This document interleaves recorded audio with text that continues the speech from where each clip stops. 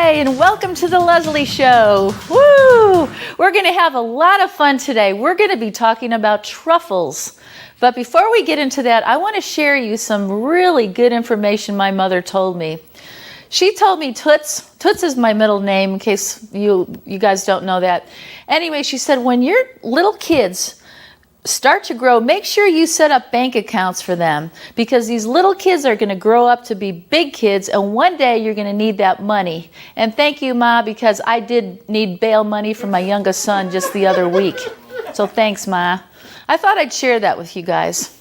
Anyway, moving right along, we have Lisa Bodrogi with us today. She's with Cuvée Connections, and she's a land use planner. So let's give a nice welcome to Lisa Bodrogi.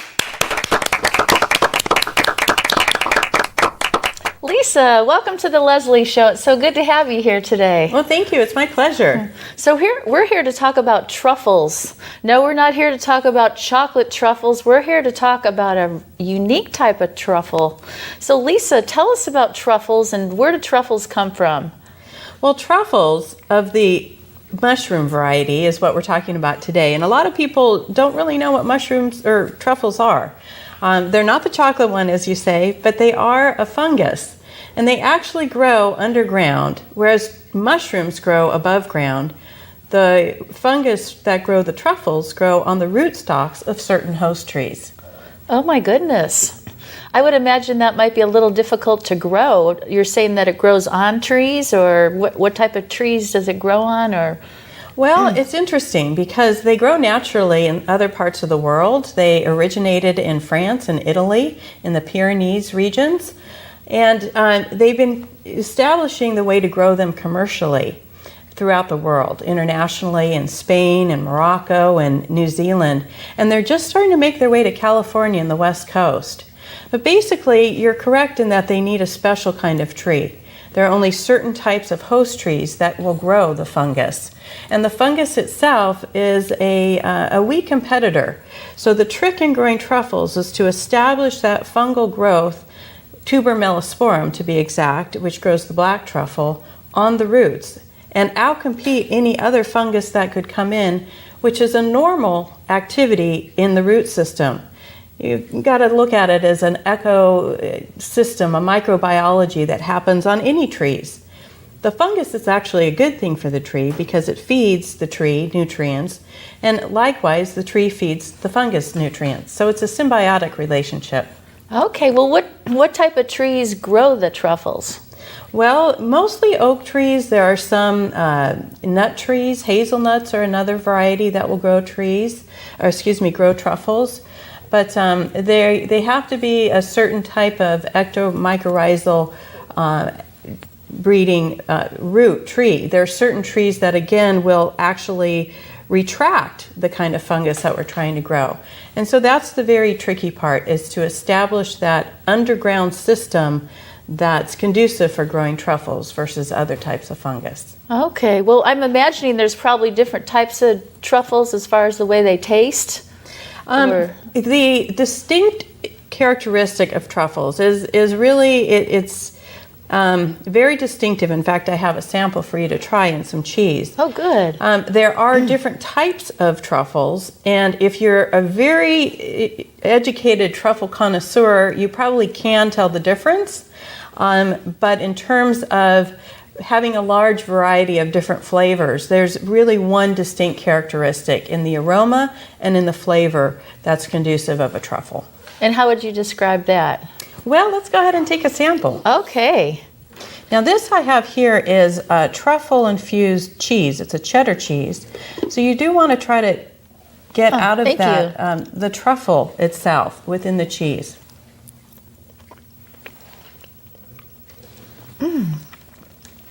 I love it. Great. It's very, very good. It's very distinguishing. Do you feel that sort of a silkiness to the cheese? An aroma, you can smell it actually, and very pungent. It is pungent. It's very eloquent.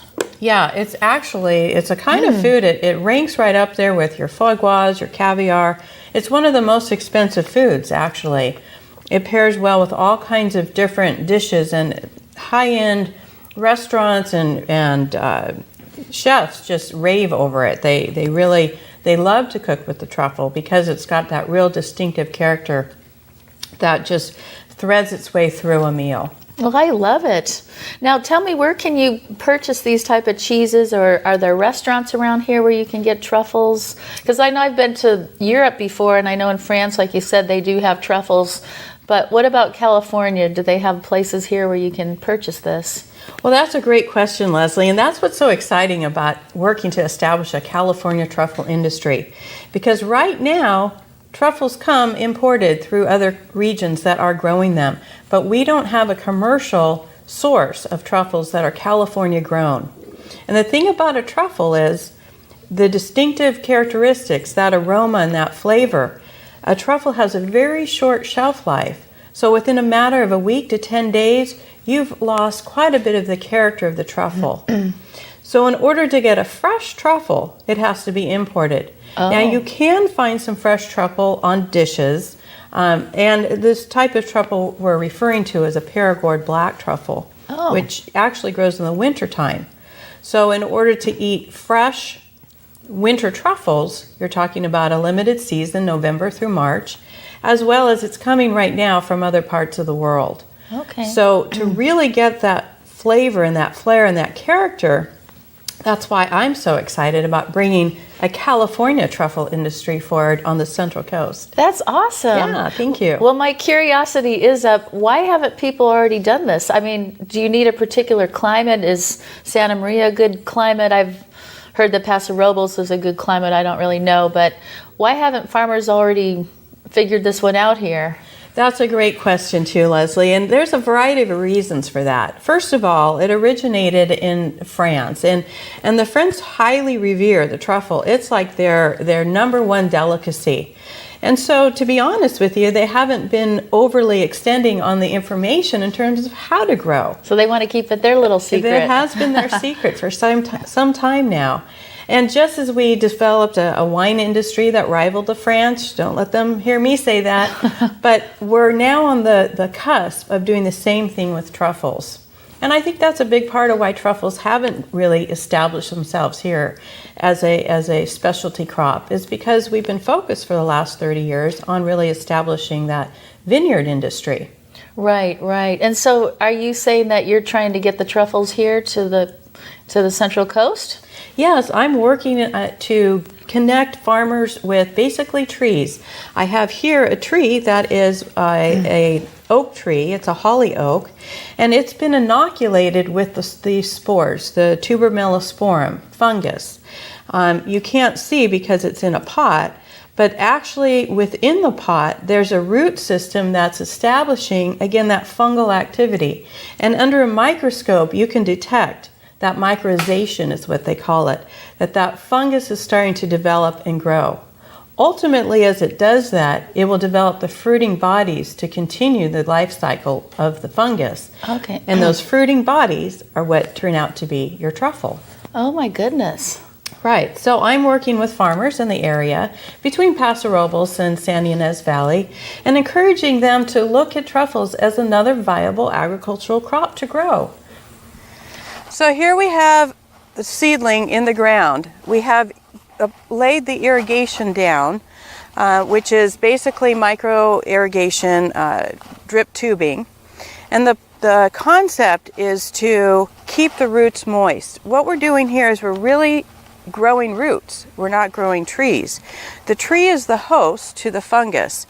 Ultimately, we want that fungus to grow and continue to be very vibrant, and that's how the truffles will be propagated, because they're actually the fruiting body of the fungus. The white powder on this particular little seedling is sulfur spray, which is used to protect the tree in its early stages from sunburn. So this will ultimately disappear as new shoots grow up through the tree stalk. But we're doing that today to, again, protect them from the sun so they don't get sunburned during these early stages of planting. So here we have a raised bed concept, which I think is a new concept to the world of truffles. And I'm very pleased to be working with Jay Rusky of Goodland Organics on this program. Jay has brought this concept of really working on growing the roots. Again, it's not about growing a tree and a perfect oak tree. It's about really dealing with what's happening underground. So the concept of this berm is to create that bed of fungal activity, the microbiology underneath, to keep the roots happy and to be growing the roots. So the concept again is to keep the irrigation close to the surface within the root zone. We want to do short duration irrigation. It only needs to irrigate 1 to 2 feet in depth. Pull it out. But all the activity happens within the root zone and very much to the surface. So by creating these berms, we're creating that environment. Most orchards I've been at have the trees planted flat on the ground. I really like this concept, and I think we have something here to berm it up so we can really manage that root zone. In future years, we will come back and we'll re-inoculate this edge of the berm to continue to bring more truffle fungus onto the roots, again, to continue to grow that environment of fungal activity and fruiting bodies. Black truffle. We expect that within the next 4 to 6 years, we'll be actually pulling black truffle out of the ground. And to the landowner, that's great success and great profits. At $1,000 a pound and the potential of yielding 50 to 50 pounds per acre, that's $50,000 an acre. Here we have 2. That's going to be a great cash flow to our farmers. And let me mention to you, harvest happens in the winter time, which makes this again a very appealing crop for California farmers from a couple standpoints. First of all, the labor involved is very low. As well, it's during the winter time when you don't have this extreme labor shortages you might during the summer and fall harvest months. Well, can you go a little bit more into detail how they are harvested? Well, let me talk a little bit before we get that in terms of the planting and the life cycle of the tree. Again, it takes several years for the fungus, the tuber melosporum, to develop those fruiting bodies, which in turn create your truffles. So they need to be planted, and as you say, there are certain climatic conditions, which we do have here. We have the Mediterranean climate, why we do so well with so many crops. The techniques are very similar to a vineyard management, where you're going to do special pruning and different activities to care and nurture the tree during the initial stages, while again that fungal activity is churning underground and creating the fruiting bodies. Once you have that aroma, what is characteristic again about the truffle is the aroma. And so in order to harvest them, a lot of people think they're harvested with pigs. And pigs have historically been what's been used to harvest because they can pull out the scent. But the problem with pigs is they like to eat them. Oh, I was wondering about that. Exactly. Yeah. So how do you handle that issue? Right. So that's been handled now through trained dogs. Oh, dogs. Yeah. And there's actually a special breed that's come out of Italy. And they have been bred specifically to hunt and detect truffles. And you can really train any dog to hunt truffles, but you want one that's got a good olfactory, sense to it, so it can really sniff out the truffle. But that's how it's done by the aroma. And the dog will sniff it, and then a truffle handler will come behind the dog and stake that location. And then once the dog has moved on, someone can come behind it and dig the truffle up. Oh, interesting. Yeah. Well, I guess there's a lot of different things you can actually do with the truffles. I mean, you brought the cheese here, but I've seen it actually in, I think, different types of oils and vinegars, and it seems like you have a lotion here with the truffle. But tell us some of the uses we could use with these truffles. Well, again, truffles are like that culinary extra sense of luxury, like a caviar would be on a meal. It's that extra topping that you use to enhance food and the flavors. It brings out that characteristic. Now, what's interesting, you bring up oils and different things that you can find it in. And I brought here with you here today for you a cheese that does have chunks of truffles in it. You can see that in the cheese. And this was purchased at Trader Joe's, and cheeses or oils or eggs even, or butter, anything like that, an oily substance can really take on the flavor and character of the truffle. And that's how you extend the life of the truffle aroma and character. Now, you mentioned oils, and I have here a salt. Some of these actually are made with synthetic products. So if you buy an oil that says it's a truffle flavor, or sometimes you'll see popcorn on a menu, or fries, truffle fries, that's usually made with an oil that's actually a synthetic product to bring out that aroma and character. I had to bring this along because it just goes to show that truffles are making their mark. This is a product I bought through Weight Watchers, which is a salt that's being sold again as a food enhancer to really enhance the character and flavor of your food. Oh.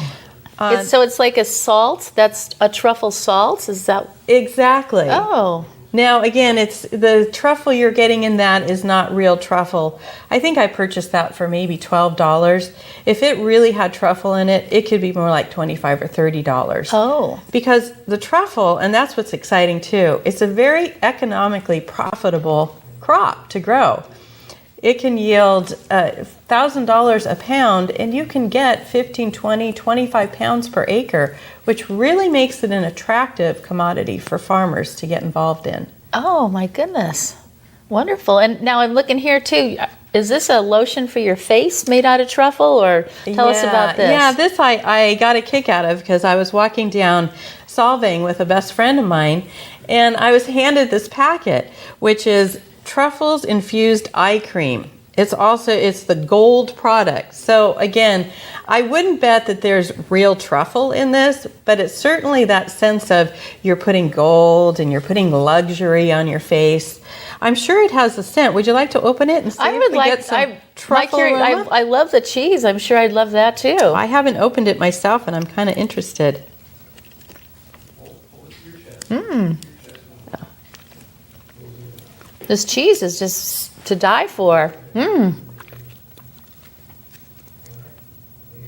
Let's see what we have. Would you like to put some on your eyes? Maybe it will be more beautiful, lose 10 years in seconds. I was wondering what would truffles smell like? It smells delightful. Very nice. Oh, you are putting it on. Yes, oh, this does have a very nice aroma. It does. It has a really nice texture to it. Again, I don't know if it's really much truffle. It's, I think, used more as a marketing piece here in this case. But it just goes to show that truffles have a long way to go in reaching our market, being a part of our culture and our just sense of well-being and health and luxury here on the Central Coast. Exactly. So I'm curious too about if, let's just say we went to a restaurant that had truffles, would that be served in like a soup? Do they put it in salads? Do they mix it with their cheeses? Or how would a restaurant present the truffles? Well, most of the time, if you're in a restaurant that's serving fresh truffles, and again, I have a couple pictures. There's some truffles on this book here. Yeah, this is called Taming the Truffle, and it's got a lot of great information about growing truffles. But they're basically just like a chocolate truffle. They're a round, dark ball. They're hard, so they are a mushroom, but they're quite a bit harder, more firm than a mushroom. And so what you do is you take a slicer, which I have here, and you can actually slice the truffle right onto the top of an item, a food item.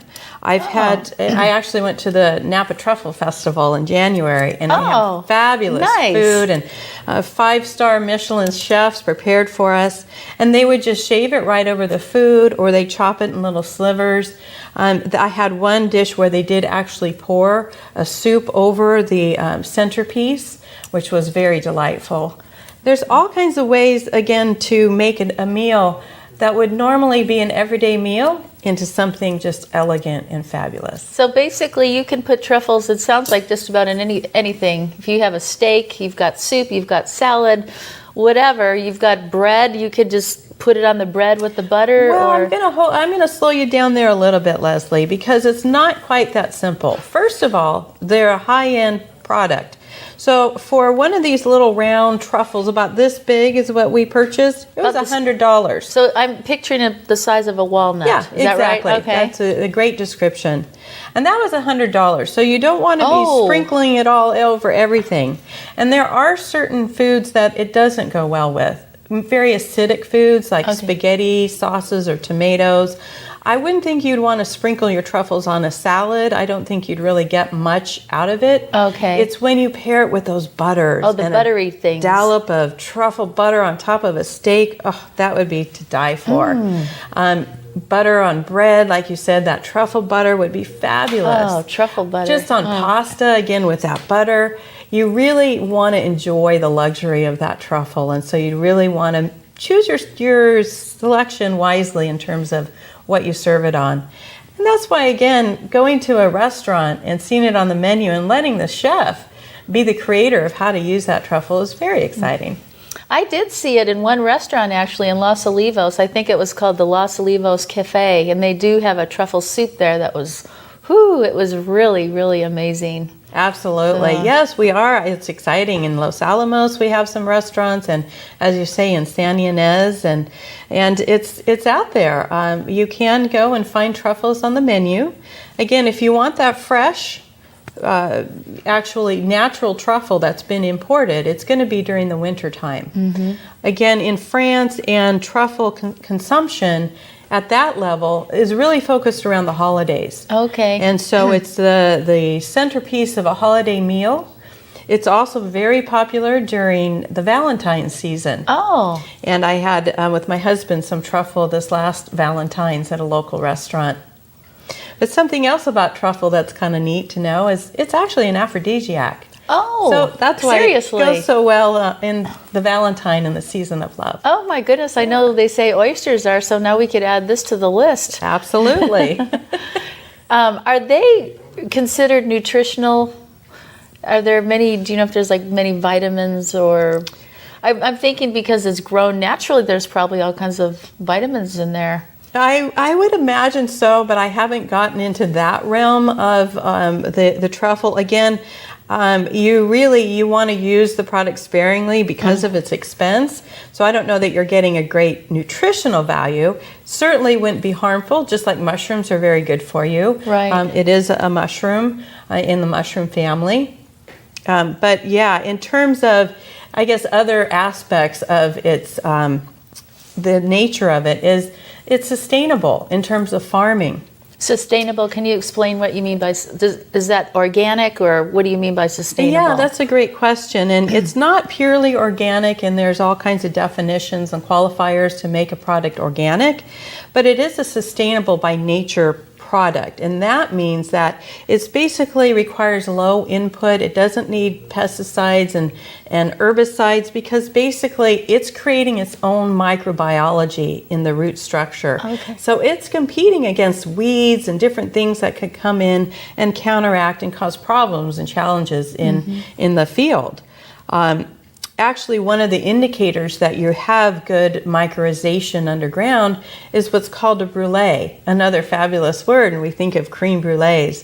Of course, it came from France, but it actually creates a burning of all the other weeds and growth around the stalk of the tree. So you know that you've got good growth underground.